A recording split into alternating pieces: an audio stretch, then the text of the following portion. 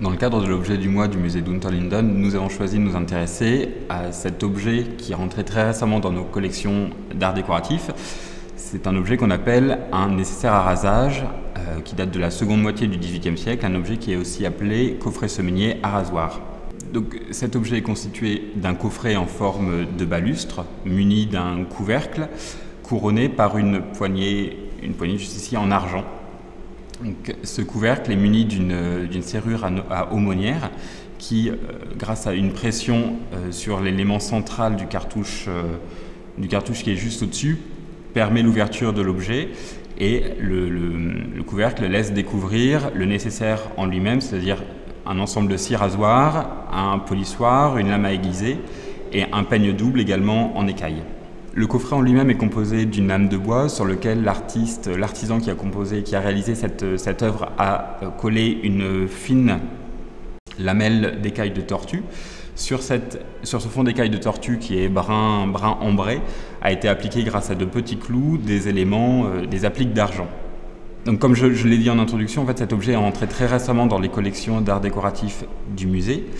En fait, il est rentré en 2008 grâce au legs de la collection Persson. Jean-Paul Persson était un collectionneur, un amateur d'art.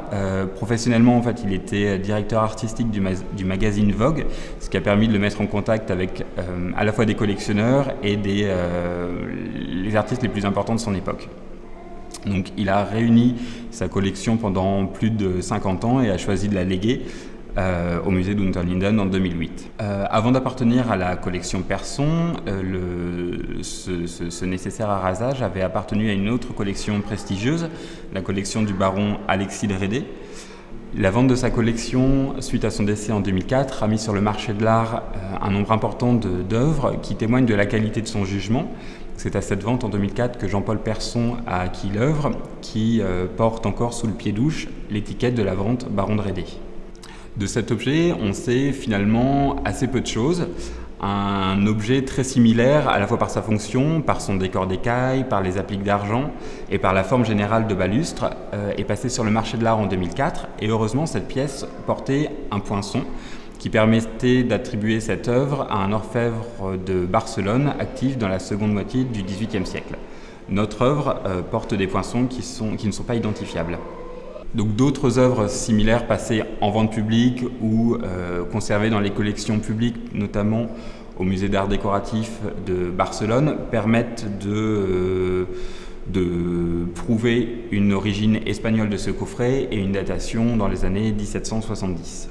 Cette datation est également corroborée par le style de l'œuvre.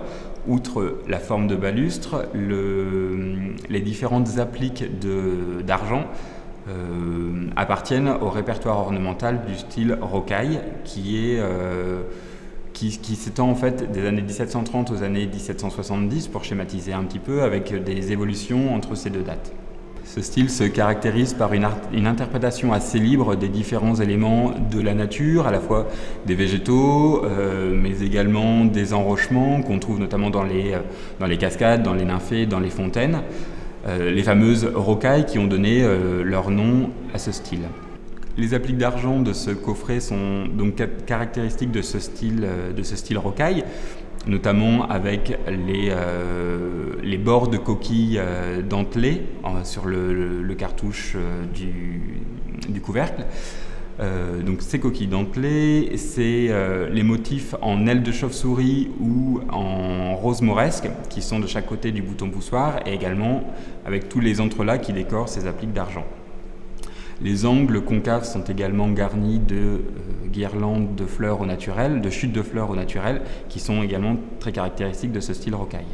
De nos jours, l'écaille reste utilisée comme un produit de luxe. La Convention de Washington en 1973 on a restreint l'utilisation au stock qui avait été établi avant cette date de 1973, ce qui n'est pas sans poser quelques problèmes pour la restauration de mobilier ancien, mais des matériaux de substitution ont été créés, des matériaux synthétiques notamment. Si on connaît des nécessaires datant du début du XVIe siècle, le terme apparaît vraiment au XVIIIe siècle. C'est un siècle qui se caractérise notamment par ses recherches de confort. Et c'est donc à cet objet, à ses caractéristiques donc, du XVIIIe siècle, que vous invite le musée Unterlinden au cours du mois de juin 2010.